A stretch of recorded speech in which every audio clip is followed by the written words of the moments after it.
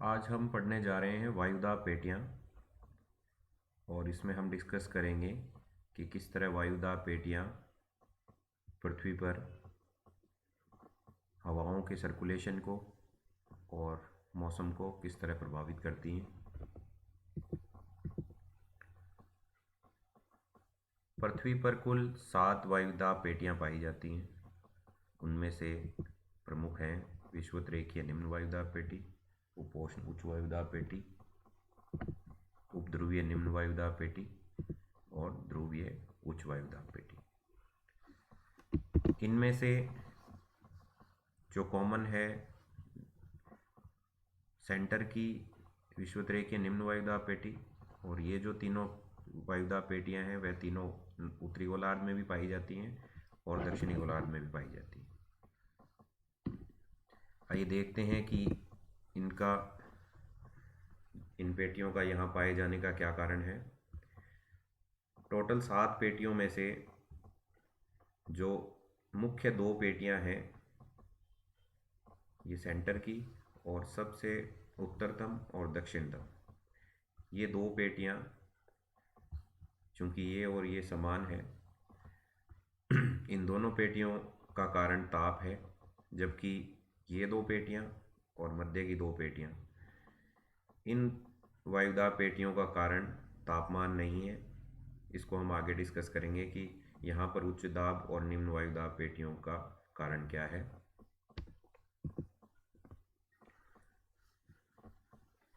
एक global circulation के आधार पर सबसे पहले हम देखते हैं कि यहाँ पर निम्न वायुदाब पेटी क्यों पाई जाती है। यहाँ पर निम्न वायुदाब पाया जाने का कारण है कि यहाँ पर वर्ष पर्यंत सूर्य ताप ज़्यादा मिलता है और तापमान अधिक रहता है, और एक सामान्य नियम है कि जहाँ तापमान ज़्यादा होगा वहाँ वायुदाब कम होगा, और जहाँ कम होगा तापमान वहाँ पर उच्च वायुदाब पाया जाएगा। ऐसे में यहाँ पर सूर्य की किरणें वर्ष पर्यंत सीधी पड़ती हैं और यहाँ से ध्रुवों पर सूर्य की किरणें तिरछी पड़ने के कारण ध्रुवों पर, और जैसे जैसे हम उत्तरी गोलार्ध में उत्तर ध्रुव की तरफ जाएंगे या दक्षिणी ध्रुव की तरफ जाएंगे तो तापमान कम होता जाता है।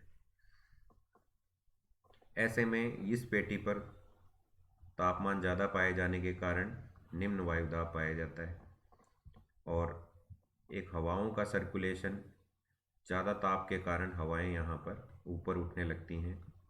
ऐसे में ये वाला जो पार्ट है यहाँ पर वैक्यूम क्रिएट हो जाता है। आगे हम इसको वर्ल्ड मैप से देखते हैं। हम यहाँ पर थे, सूर्य की किरणें भूमध्य रेखा पर सीधी पड़ने के कारण यहाँ से हवाएं ऊपर उठती हैं और क्षोभ मंडल की ऊपरी सीमा है वहाँ पर पहुँचकर डाइवर्ट होने लगती हैं, और इनके डाइवर्ट होने का कारण है पृथ्वी की घूर्णन गति। ऐसे में ये डाइवर्ट होकर यहाँ पर 23.5 डिग्री अक्षांश के करीब यह नीचे उतरती है दोनों गोलार्धों। ऐसे में यहाँ से हवाएं ऊपर उठकर नीचे उतरती हैं, और एक सामान्य नियम यह है कि जब हवाएं नीचे उतरती हैं तो वह दबाव डालेंगी। तो ऐसे में यहाँ पर उच्च वायुदाब पाया जाएगा। यह उच्च वायुदाब पेटी है,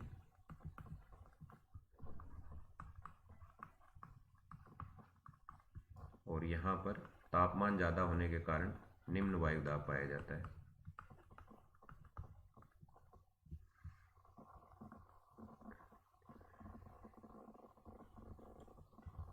अब यह क्लियर हो चुका है कि यहाँ पर तापमान के कारण उच्च वायुदाब है, और निम्न वायुदाब है, और यहाँ पर हवाएं चूँकि यहाँ पर उठकर और नीचे बैठती हैं इन ध्रुवों पर, इसीलिए यहाँ पर उच्च वायुदाब पाया जाता है, और इन्हें अश्व अक्षांश भी कहते हैं। ये हम आगे डिस्कस करेंगे कि इन अक्षांशों को अश्व अक्षांश क्यों कहते हैं।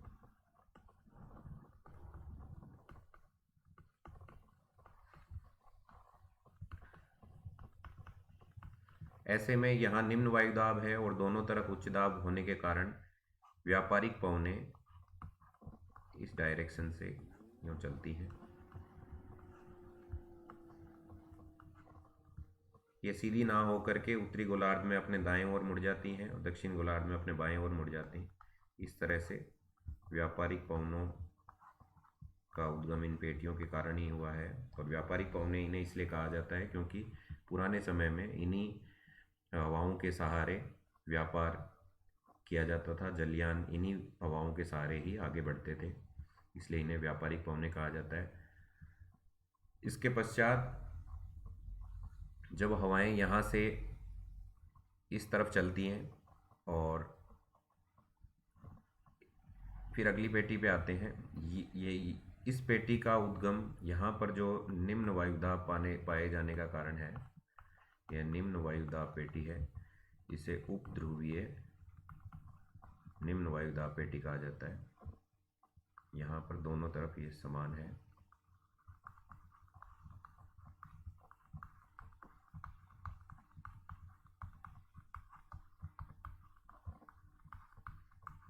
यहाँ पर अर्थ की रोटेशन के कारण हवाएं ऊपर की तरफ उठती हैं और सेम पैटर्न जो भूमध्य रेखा पर था, हवाएं ऊपर उठकर फिर 23.5 डिग्री पर गिरती हैं।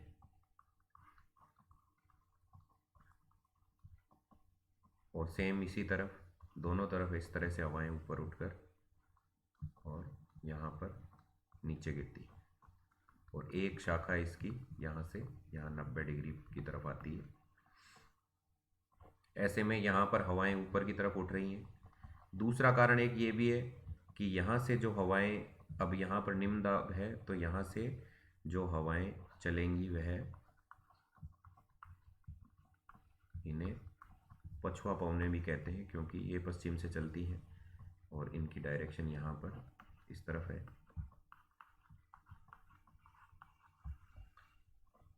और यहाँ पर चूंकि ध्रुवों पर तापमान कम है तो हवाएं यहाँ पर तापमान कम होने का कारण उच्च दाब है और उच्च दाब से हवाएं इस तरफ चलेंगी। इन्हें ध्रुवीय हवाएं कहते हैं क्योंकि ये ध्रुवों से चलती हैं।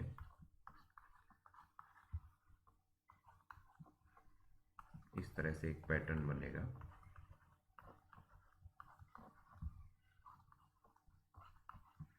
इन्हें ध्रुवीय हवाएं कहते हैं, दोनों गोलार्ध में ही पाई जाती हैं।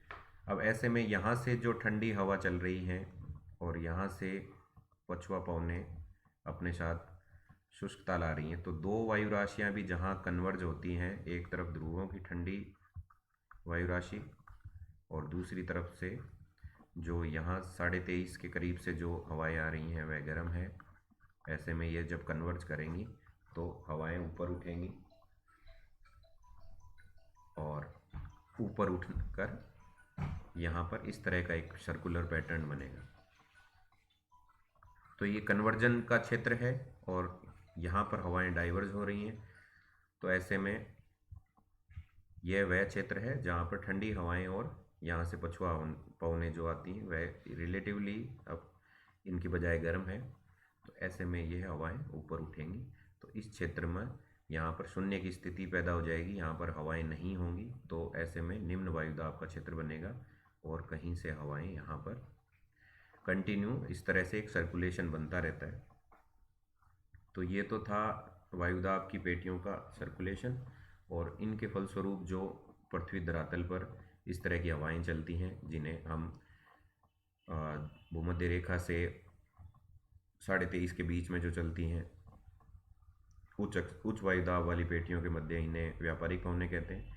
और यही हवाएं यहाँ पर कोरियोलिस बल के कारण इनकी डायरेक्शन इस तरफ पश्चिम से पूर्व की तरफ हो जाती हैं, जिन्हें पछुआ पवने कहते हैं।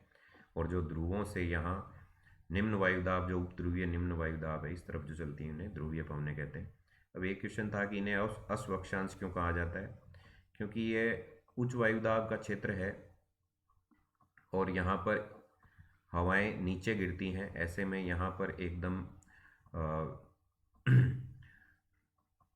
दोनों तरफ से हवाएं जा रही हैं, तो ऐसे क्षेत्र में वैक्यूम है, हवाएं कम होती हैं। हवाएं कम होने के कारण पुराने समय में जब व्यापार के लिए व्यापारी निकलते थे तो जहाज आगे नहीं बढ़ पाता था। तो ऐसे में जो उनके पास घोड़े होते थे, जिन्हें अश्वक्षांश उसी नाम से आया है, उन घोड़ों को वो पानी में डालते थे, तब वो जहाज हल्का होकर आगे बढ़ता था।